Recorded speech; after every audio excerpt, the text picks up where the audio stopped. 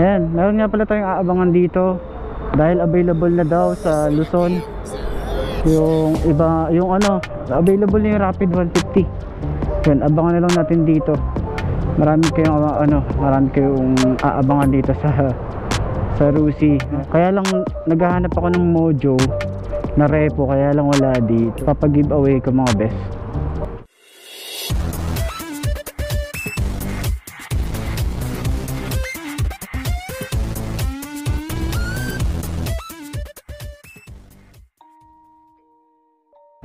Shout out! Shout out ka na! Akala ko kasi ito. Tara na, tara na!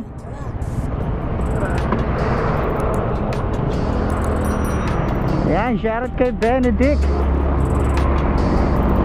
Shout out! So, nga pala mga best, ano nangyari dito? Oo nga pala, meron tayong pag-uusapan ngayon para maghanap ako ng spot na pwede natin pagtambayan, tsaka nagugutom na rin ako. Bumili ako sa 7-Eleven na pwede natin kainin, no? Dahil alas 12 na. Napakabilis ng motor na ito. Maliliit na kasi siya. Shoutout sa pogi nating si Benedict Velasco.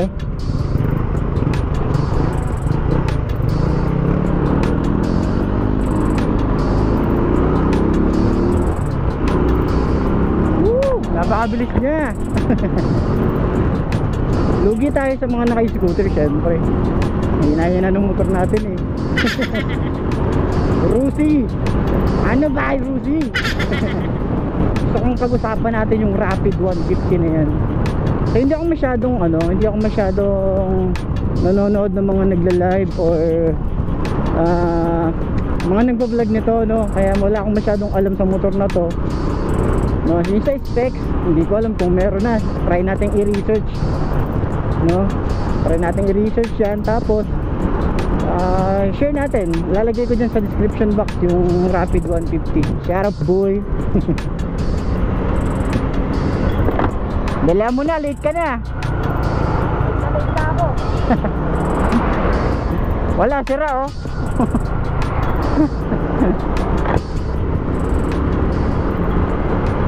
Sira na naman ang ating kaya natin bumili. Pero sa Monday bibili tayo.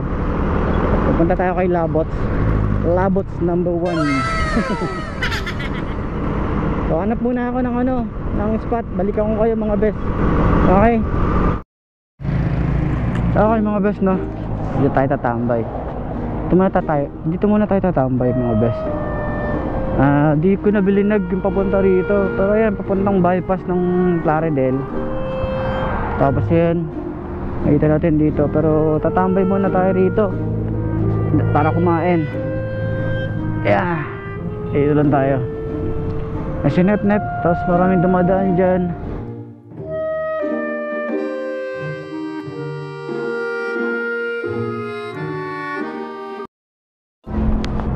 So yung mga best, meron sila ritong available na mga motor dito sa may Rusi Baliwag.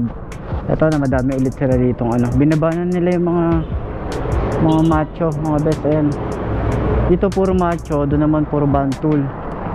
Siyempre footbath muna tayo. Ayan, tapos yung check nila dito. So yun, ito puro bantul yan. Bantul, ayan, iba-ibang klase. Orange, yellow, blue, tapos yellow green. Ito surf. Ayan, marami ulit lang surf dito. Tapos dito naman marami silang available na, ito may isa ritong Titan mga best. So kada branch yata may isang Titan lang, pero sa ibang branch wala eh. Dito meron sa may Baliwag. Ito Mojo 200 Classic, Passion, marami silang Passion tsaka Gala nandun sa likod. Nandun sa likod mga best. Tapos yan, sa labas, shout out. Yan, Rusi Gala, marami silang Rusi Gala, tapos puro Bantul, tapos Royal. Ayan, kanina natawa ko may si Madam nakalagay dito Mio, no? Tapos emblem. Ayan, meron nga pala tayong aabangan dito dahil available na daw sa Luzon yung iba, yung ano, available na yung Rapid 150. Yun, abangan na lang natin dito. Marami kayong aabangan dito sa Rusi. Meron na silang bago na naman.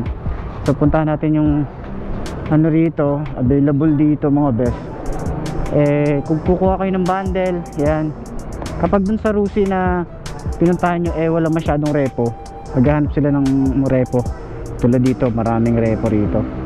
So naghahanap yung kasama ko ng Sigma, ay Gamma pala.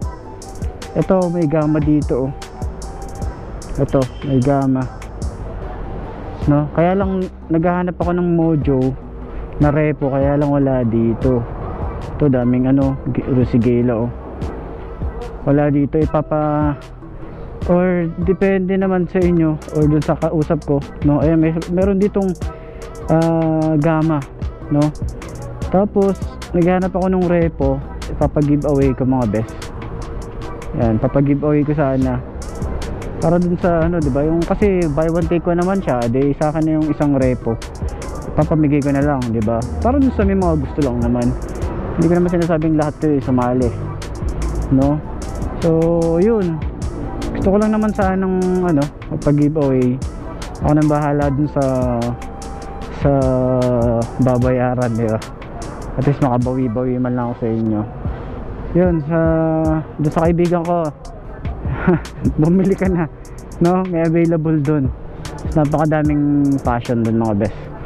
Wala pa rin naman dito yung ano, yung bearing, no? Wala pa naman. So babalik na lang ako dito next week. Shout out mga pogi natin, mga mekaniko.